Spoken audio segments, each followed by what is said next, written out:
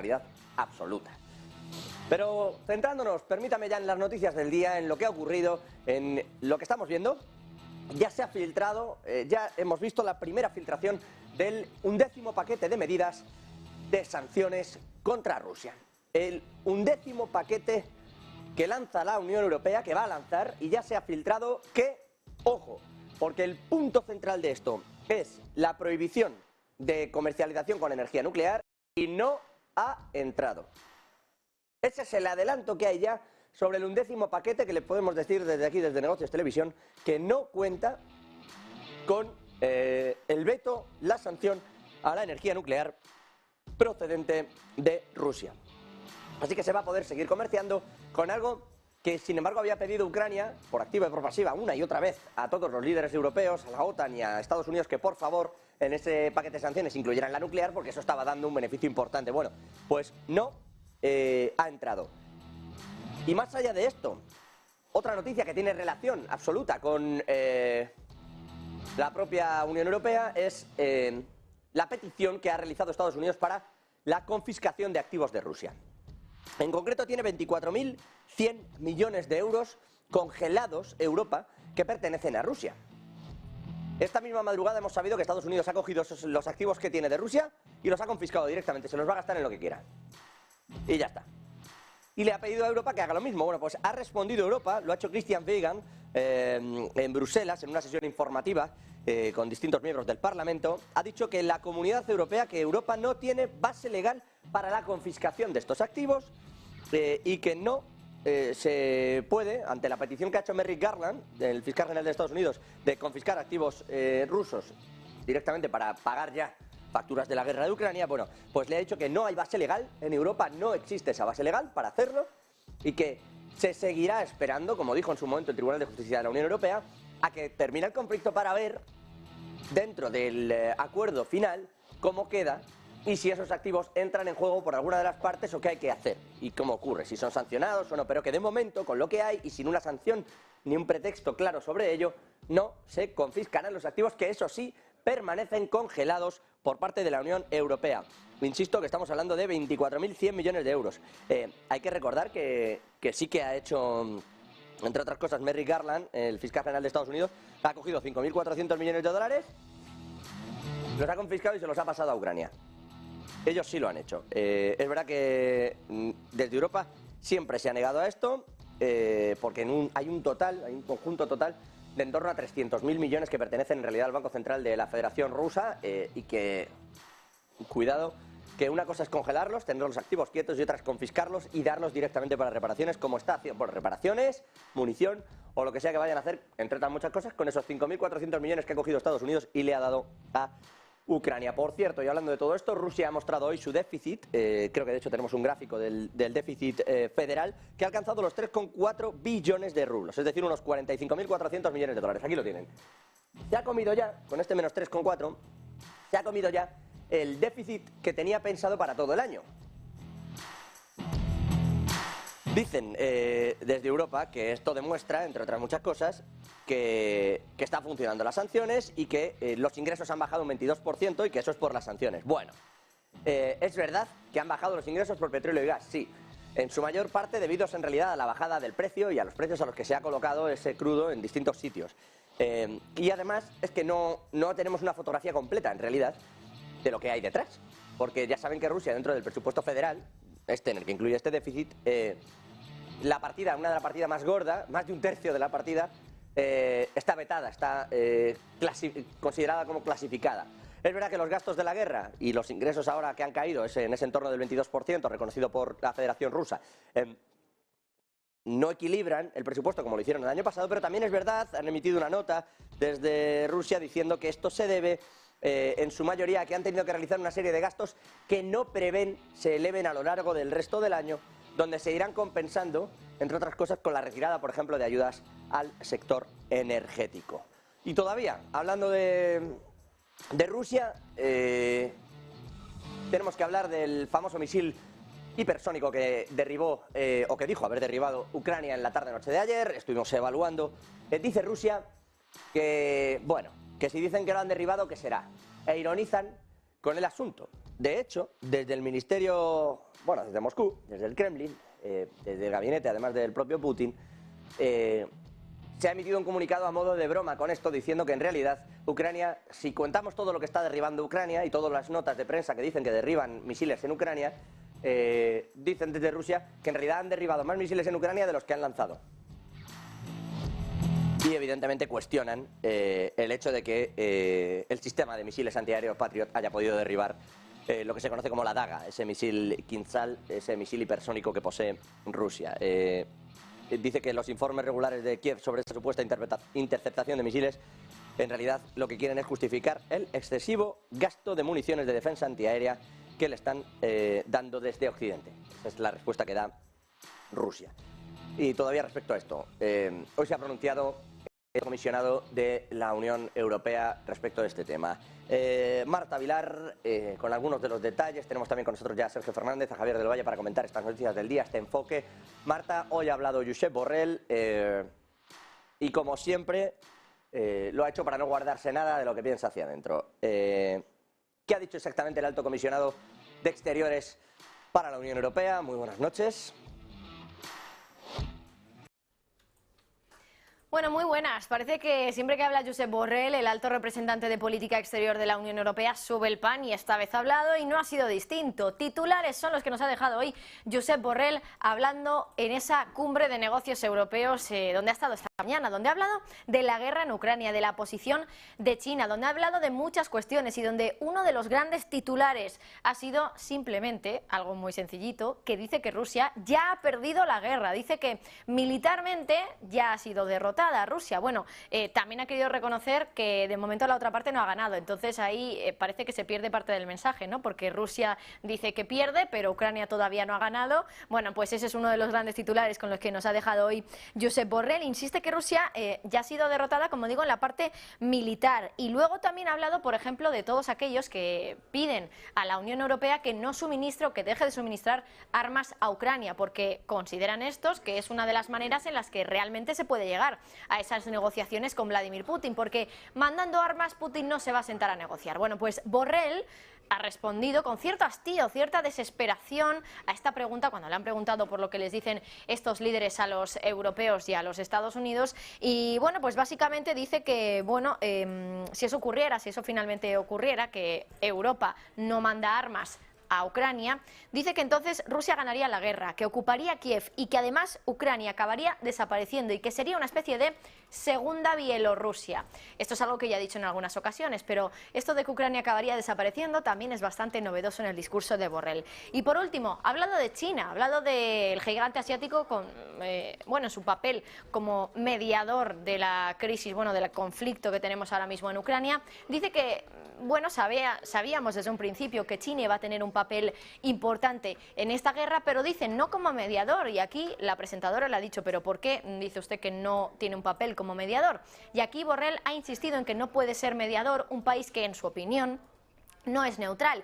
Y dice, bueno, sí, China tiene cierta neutralidad, pero una neutralidad prorrusa, ha llegado a decir. Dice, lo ha dicho ya en varias ocasiones, que el plan de paz de China no es un plan de paz, que es otra cosa, que es una propuesta, que son ideas, pero no es un plan de paz. Así que Borrell, desde luego, muy crítico con Rusia, con esa guerra y cómo lo está llevando en términos militares, diciendo que Rusia ha perdido ya la guerra, y también crítico con China, diciendo que no es neutral como para ser mediador en el conflicto. Gracias, Marta, como siempre. Por cierto, hablando todavía de estos asuntos en clave geopolítica, Reino Unido le ha donado ya los misiles prometidos, los famosos Storm Shadow, misiles de crucero de largo alcance a Ucrania. Ya lo ha confirmado el Ministerio de Defensa británico. Es una donación que complementa, dicen, los sistemas de largo alcance que ya le han regalado a Ucrania, así como los propios misiles de crucero Neptune, que también el propio Ben Wallace, desde Defensa en Reino Unido, ha explicado que era lo prometido y lo pactado para enviarle desde Reino Unido a Ucrania. Dicen que le da una mejor oportunidad para defenderse de los ataques de Rusia. Por cierto, ya que estamos en Reino Unido, hoy, en clave ya económica, el Banco de Inglaterra ha vuelto a subir los tipos de interés. 12ª subida, al 4,5%, un 0,25. Es poco para lo que se esperaba, ¿eh? Se esperaba que incluso pudiera subir por encima de un 0,4, casi medio punto porcentual. ¿Por qué ha subido un 0,25? Porque las tasas las tiene ya en un punto que antes de empezar las subidas de tipos, el propio gobernador, el propio Bailey, admitió que el entorno superior a los 4 puntos porcentuales era punitivo para la economía, castigaba en exceso la economía. Bueno, pues la tienen ya en el 4,5. Por eso han subido solo un 0,25. Pero en realidad, y además han presentado unas condiciones en las que dicen, esta es muy buena, en un ambiente sombrío, con una rueda de prensa donde no hablaba nadie, casi fallaban hasta las luces, de pocas ganas que tenían de iluminar aquello. Andrew Bailey dice que, ojo, le podría ir mejor de lo esperado a Reino Unido y que podría evitar la recesión. Pero claro, bueno, también dijo que iba a llegar al 2% de objetivo de inflación este año, y lo que ha dicho hoy es que con suerte rebajarán a la mitad la inflación. Es decir, que la van a bajar al 5%, porque la tienen en el 10%. Con tipos en el 4,5, insisto. Han conseguido frenar ahora, convencer al gobierno de que dejen de subirse los salarios por aquí y por allá, porque eso no beneficia a que la inflación se pueda reducir. Si sube la inflación y tú ganas más, pues otra vez una cosa por la otra y seguimos hacia arriba. Y encima, en el entorno que está Reino Unido, es muy complicado atajar la inflación. De hecho, lo han reconocido desde el propio banco. Han dicho que esperan que la inflación esté a la mitad, sí, pero que hay muchos condicionantes externos. Escuchamos a Bailey.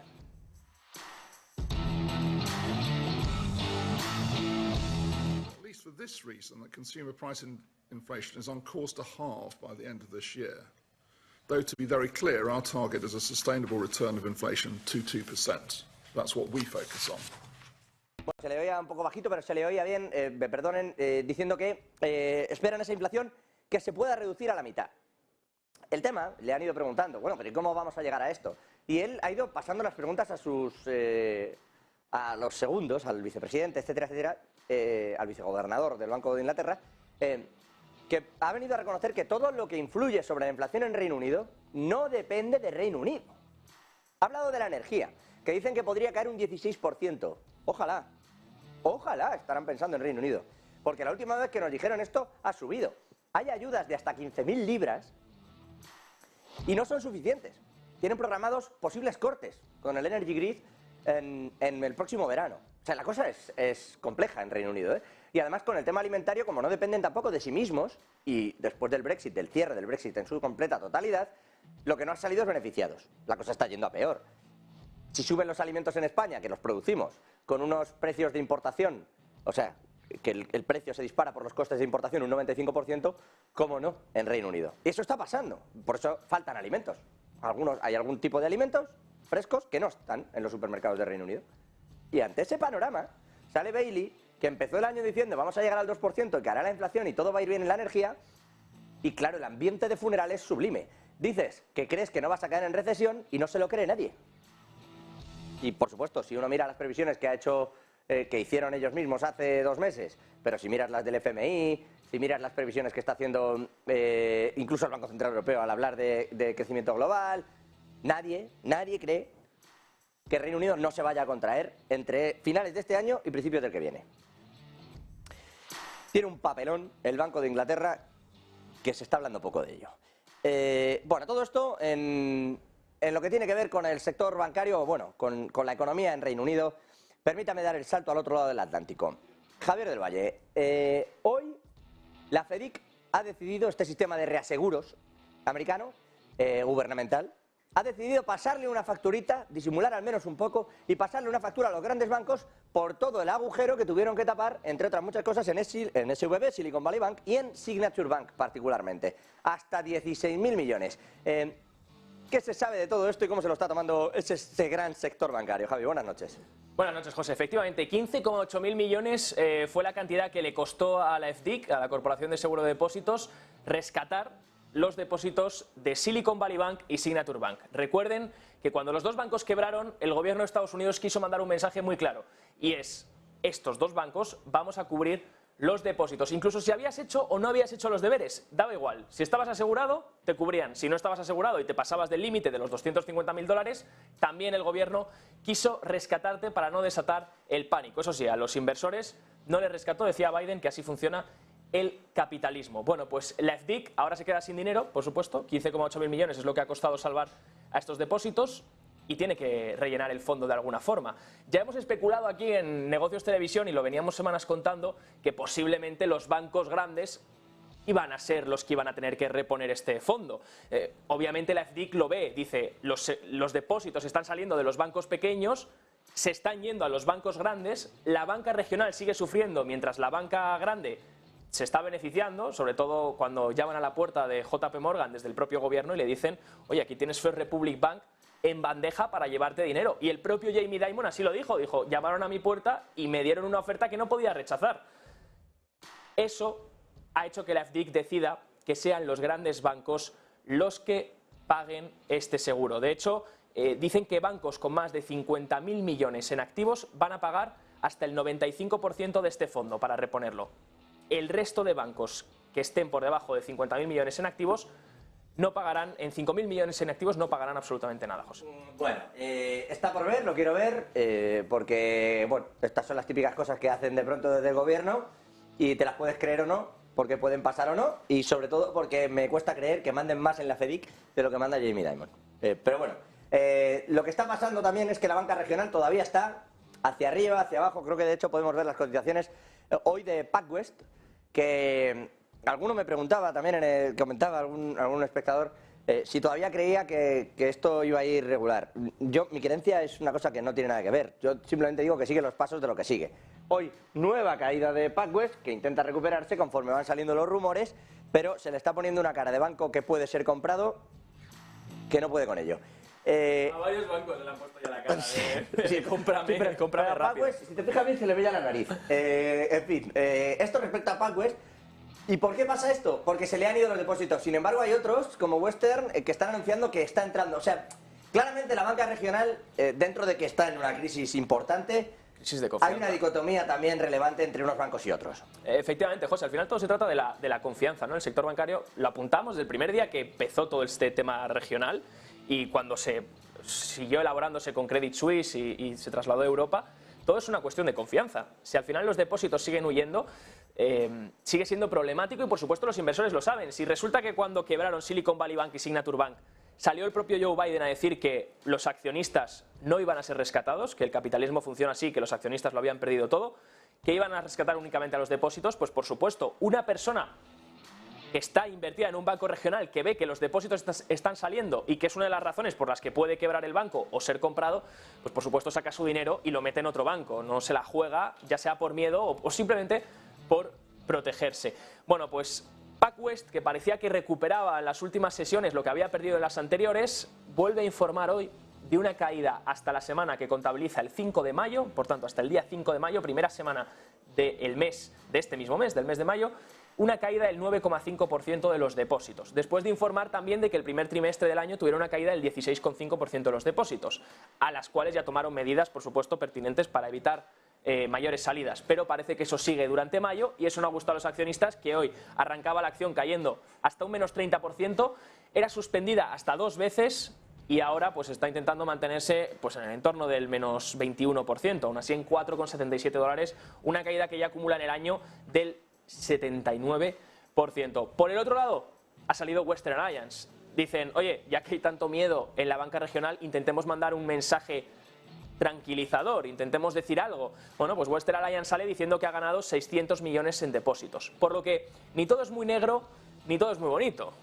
Por un lado estamos viendo banca regional que sigue sufriendo la salida de depósitos. Se lo traía yo, de hecho, el último informe de la Reserva Federal, que si no sacamos los datos estacionales, si quitamos ese ajuste estacional que realiza la Fed en la salida de depósitos, se veía claramente que los depósitos en la banca pequeña siguen saliendo. Por supuesto, en la banca grande es otra historia y de hecho muchos se están beneficiando, como hizo JP Morgan con esa compra de First Republic. José.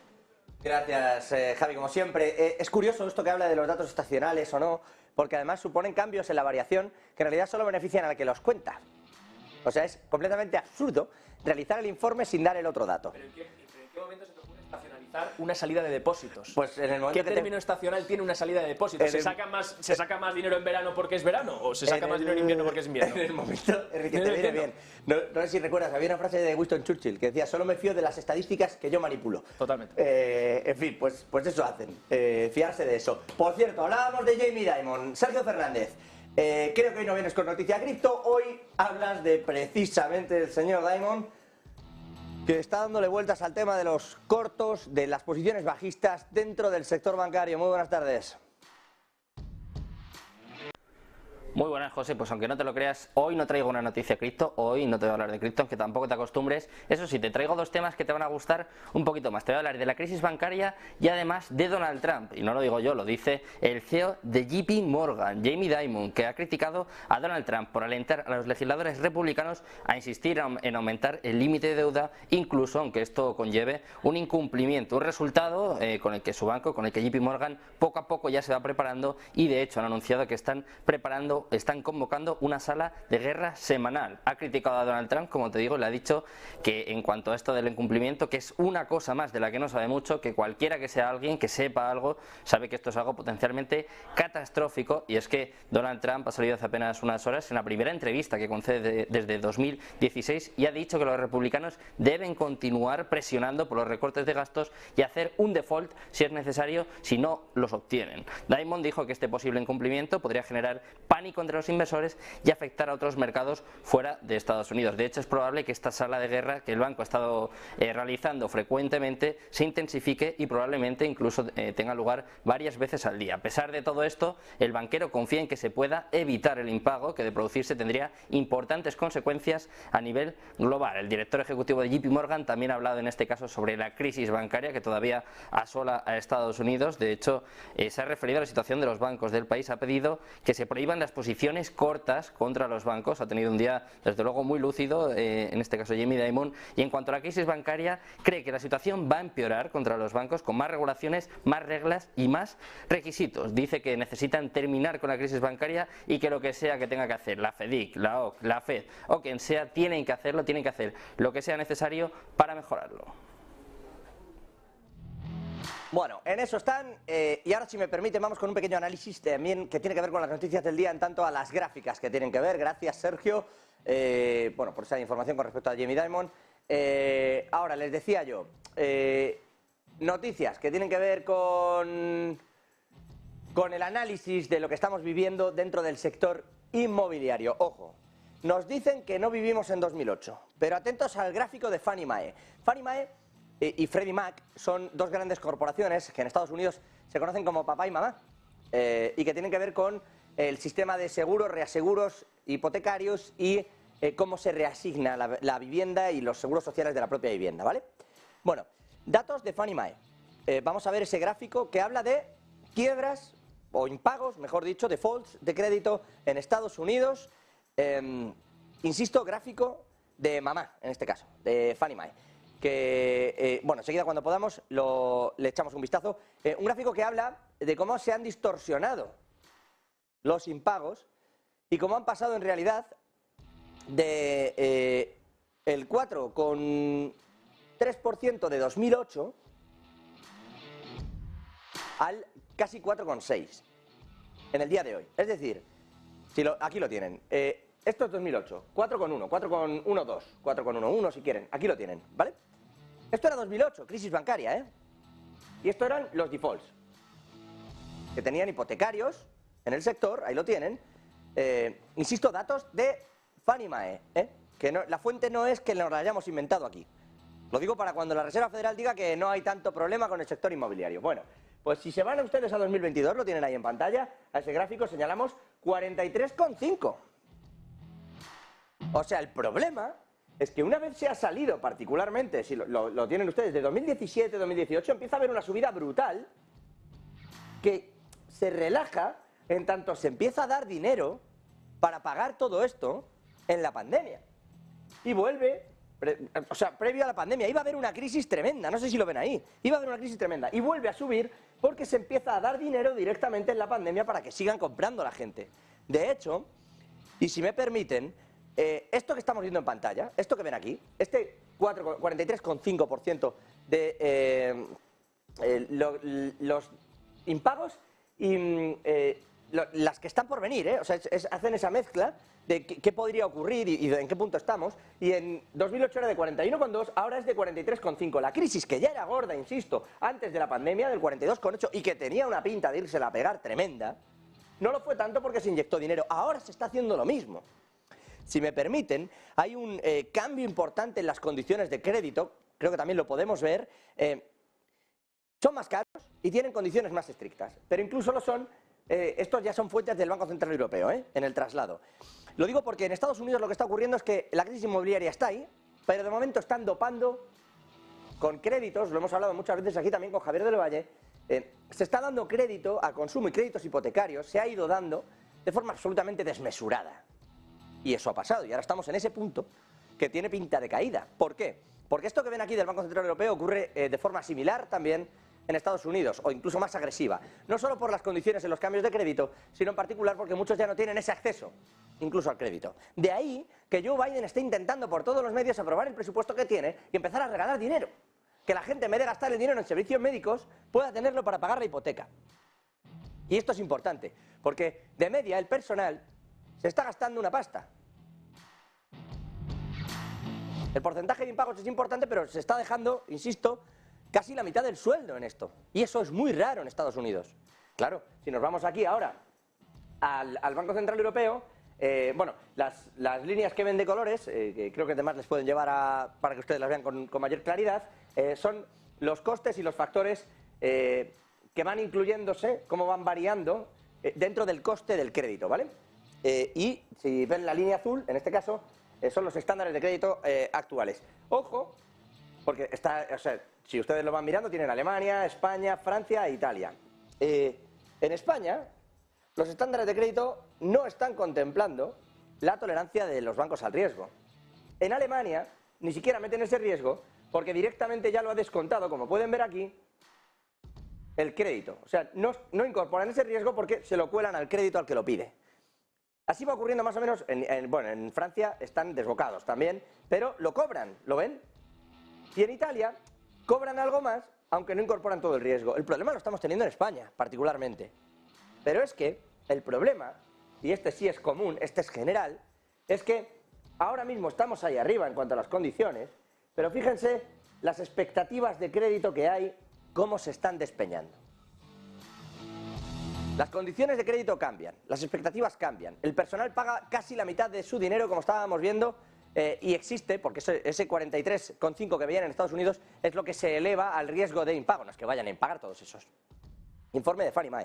O sea, hay un problema que no tiene que ver solo con el commercial real estate, no tiene que ver con esa venta de viviendas, oficina particularmente y suelo, no. Tiene que ver con que el personal está pagando mucho dinero. ¿Y qué estamos haciendo? Pues en España en particular, ¿saben por qué en parte no importa incorporar el riesgo? Porque llega el gobierno y te dice que te avala el 20%. Ya, y cuando no lo pague, pues cuando no lo pague es deuda pública, amigo. ¿Y quién se va a quedar la casa entonces? ¿El gobierno? ¿Con el aval del 20%? ¿O el banco? Es raro, todo es raro. Nos están chutando dinero. Pero claro, esto nos lleva a un segundo punto. Dentro del informe, vean, del Banco Central Europeo sobre la demanda de vivienda, vean lo que dice el propio BCE, insisto, dentro de su informe. La caída de la demanda neta fue más fuerte de lo esperado por los bancos en el trimestre anterior, es la más fuerte desde la crisis financiera mundial. El personal ya no quiere saber nada de comprarse una casa y por eso le estamos dopando, porque si no va a haber un desplome importantísimo. Y lo que se les está ocurriendo a todos, ya no solo a Sánchez aquí, a Biden incluido, es chutar dinero. Chutemos dinero, chutemos subsidios, que no tengan que pagar seguros médicos, etcétera, etcétera. Que ya tengan eso, que tengan dinero, porque si no va a haber un desplome que nos vamos a reír, como están viendo ustedes, con los datos reales que hay detrás. Se está subsidiando todo para que no nos demos el batacazo que estamos a punto de darnos. Eso es lo que esconden los datos. Eso es lo que hay ahí detrás. Y es muy preocupante, evidentemente. Insisto, la caída del primer trimestre es la más fuerte desde la crisis financiera mundial. Así que ahora estamos en intentar doparlo, en generar artificialmente esto, que se parece mucho a 2008, o lo supera, pero es que generarlo artificialmente lo que se parece mucho a una burbuja. Y todos sabemos cómo acaban esas cuestiones. En fin, cada uno con sus políticas. Por cierto, Janet Yellen hoy, G7. En Japón se ha referido al techo de deuda, a la problemática que puede suponer. La administración podría pagar o no. Bueno, pues podría pagar hoy. Joe Biden a estas horas está reunido en lo que es la última oportunidad prácticamente que le da el Partido Republicano en teoría, porque luego esto es como todo, y de últimas oportunidades, pues seguramente, si el vencimiento es el 1 de junio, la última es el 2, ya se lo digo yo. Pero hoy, antes de mañana, hacer algún tipo de discurso, tanto republicanos como demócratas, están reunidos. Se está reuniendo Joe Biden con distintos congresistas republicanos, en particular con Kevin McCarthy, para intentar llegar a un acuerdo con el techo de deuda. Aleluya, que diría aquel. El caso es que, ¿qué pasa si no se llega? ¿No? Antes comentábamos que Jamie Dimon se ha metido en este jardín. Sí que se ha metido. Y ha hablado de que por él es mejor que haya un default de ciertas cuestiones. Opciones que tiene la secretaria del Tesoro, Janet Yellen, que ha calificado esto de desastre esta madrugada, el llegar a esto. Opciones que tiene sobre la mesa. 1. Enmienda 14 de la Constitución. Dice que la validez de las deudas públicas no se cuestionará. Claro, esto implicaría una lucha legal evidente, porque van a reclamarle por todos los lados. De hecho, ya tiene una demanda de los trabajadores estatales del gobierno, de la Asociación de Trabajadores Gubernamentales, precisamente por eso, porque consideran que si aplica la enmienda 14, se carga todo el sistema. ¿En qué está el mercado en realidad? ¿Qué está pensando? ¿Qué va a ocurrir? Barajan la opción 2, que es que no se cumpliría con los bonos del Tesoro, que son el mercado más grande del mundo y punto de referencia para esos costes de préstamos, y eso es un shock. Así que, ¿qué harán los funcionarios en esa segunda? Impagar la parte de los seguros sociales y de los costes gubernamentales, es decir, cerrar el servicio postal, cerrar los museos, cerrar determinadas cuestiones, dejar a esa gente sin cobrar en su casa y ya veremos qué pasa después. O, suponiendo que el Tesoro sigue realizando títulos de deuda, ¿qué haría Biden? ¿Qué haría su administración? Decidir si lo que va es a pagar las obligaciones desde la Seguridad Social y los pagos de defensa hasta los fondos federales, o qué va a pagar. Porque puede elegir también no subsidiar algunas de las cuestiones que está subsidiando, lo cual le puede llevar a demandas. Dentro de la Inflation Reduction Act, por ejemplo, dejas de dar unas ayudas y eso sí, te puede caer una demanda importante por parte de los destinatarios de estas ayudas, entre otros Tesla, por ejemplo, que han mudado allí una fábrica, o quienes están ahora construyendo esas fábricas de chips en Arizona. Ante esto está Janet Yellen, ante esto está el Tesoro, ante esta tesitura de enmienda 14, pagar bonos o pagar los seguros sociales. O impagas uno o impagas el otro, o vas con todo, o Biden lo arregla. Qué sé yo, si están ya lanzados a la locura con este asunto del techo de deuda en Estados Unidos. Por cierto, volviendo a las fronteras europeas, protagonista antes de venir a España, Nicolas Sarkozy, el expresidente francés, ha visto cómo hace apenas una hora la Fiscalía francesa ha pedido la imputación del propio expresidente. Le acusan de recibir fondos ilegales para la campaña de 2007 desde Libia. Deberá enfrentar cargos de encubrimiento, malversación de fondos públicos, asociación delictiva, financiación ilegal de campaña. Esto lo dice la Fiscalía Financiera Nacional. Hay otros 12 sospechosos dentro del partido de Sarkozy. Ojo. Por cierto, que de aquellos barros también salió una tal Christine Lagarde. Pidiendo a España, hoy se ha aprobado un paquete para impulsar la agricultura, dice la ministra en este caso de Transición Ecológica, muy metida en todo esto para intentar evitar la sequía. Dicen que esto es precisamente para ayudar, que con las olas de calor, dice Teresa Rivera, hay que intentar impulsar al sector de la agricultura. La escuchamos y analizamos.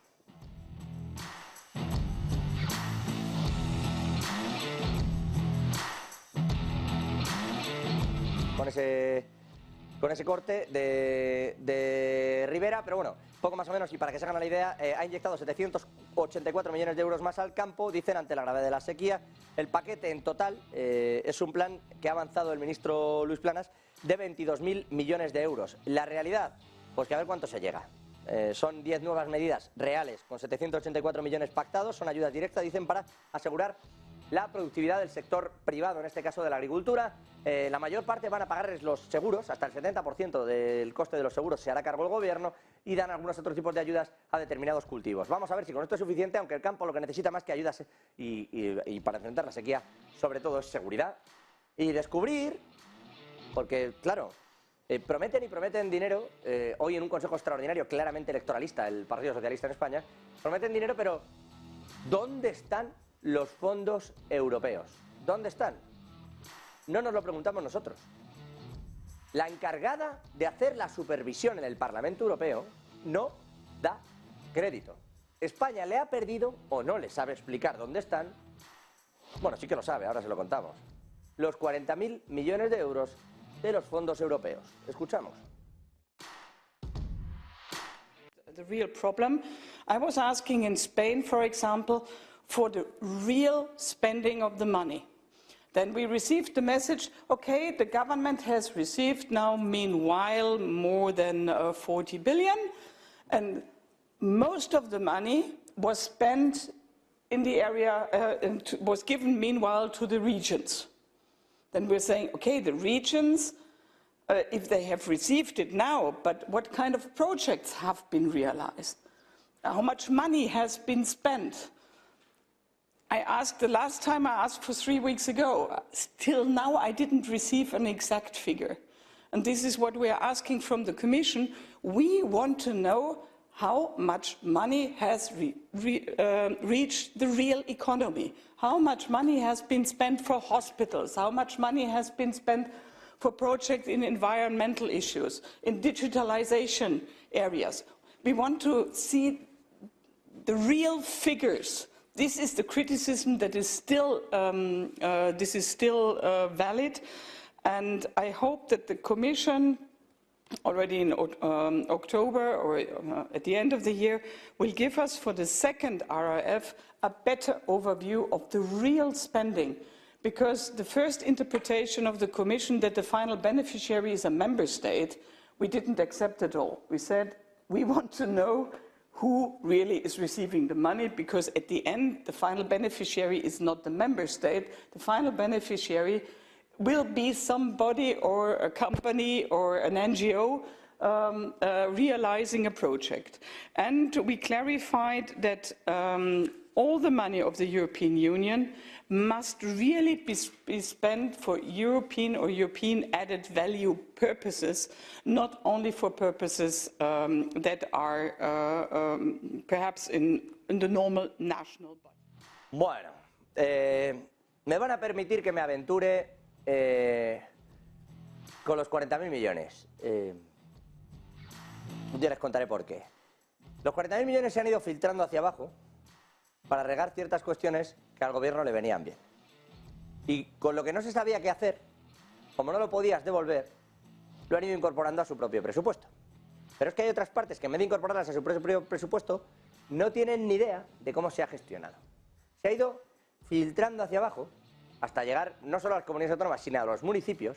Y hay municipios muy grandes que han hecho con ese dinero proyectos que en realidad ya existían. Porque la verdad es que tal cual ha pedido los fondos europeos el gobierno, no te daba tiempo a gastarlos administrativamente. En la primera tanda, en la segunda sí. Pero en la primera tanda de fondos europeos, para cuando le quisieron decir a los ayuntamientos, oigan, hay este dinero, ¿qué proyectos tienen?, los ayuntamientos no eran capaces, administrativamente, de poner un proyecto, empezarlo, impulsarlo y pedir los fondos, por cómo se pedían las cosas. Así que si el gobierno se los quería gastar para no quedar como estaba quedando, como el país de mayor inejecución de gasto de los fondos presupuestarios, como si no nos hicieran falta los fondos de la Unión Europea, lo que han hecho es darlo y punto, a proyectos que eran previos, que ya existían. Ahora hay que ver, entre eso, el riego a las comunidades que han querido y la filtración que ha habido, donde más les ha gustado, amén de quedarse con parte de él en el presupuesto general, como está indicando, no yo, la encargada de esto en el Parlamento Europeo. Claro, pues se ha quedado con todo esto y ¿qué ha pasado? No pueden justificarlo. No es que no lo sepan. Que a ver cómo se lo explicas. Va a quedar rarísimo. Y claro, al principio, bueno, ha quedado bien. Pues señora Calviño explicando esto, lo de más allá, y bueno, pues venga, le creo. Pero cuando le han dicho, venga, deme los papeles y vamos a ver los proyectos, no lo encuentran. Pero que no lo encuentran ellos. En fin, por cierto que hoy, ya en medio de todo esto, ha arrancado encima la campaña electoral en España para las autonómicas y las municipales. Lo ha hecho con la primera encuesta, la ya famosa encuesta del CIS, y digo famosa porque desde que llegó allí el señor Tezanos, José Félix Tezanos, el CIS te puede dar algo que se parezca mucho a la realidad o algo que si se parece a la realidad es pura coincidencia. La realidad, bueno, pues la primera fuerza a nivel nacional con 4,4 puntos, 4,4 puntos. Sobre el Partido Popular sería el Partido Socialista, el 31,7% de los apoyos frente al 27,3%. formación liderada por Pedro Sánchez que estaría en condiciones de revalidar Asturias, Castilla-La Mancha, Extremadura, Baleares y Canarias. Y Isabel Díaz Ayuso, por ejemplo, en Madrid se llevaría absoluta en la comunidad y, dependiendo de los pactos, pues también podrían llevarse Cantabria, Murcia, La Rioja o Aragón. No habría grandes cambios, dependerían en particular de determinados pactos, unos con unos y otros con otros. Vamos a ver qué ocurre, entre otras cosas por eso, porque puede haber acertado o no. Algún día nos dirá José Félix Tezanos cómo se realiza el CIS y en qué condiciones lo hace. En fin, hasta aquí las noticias del día.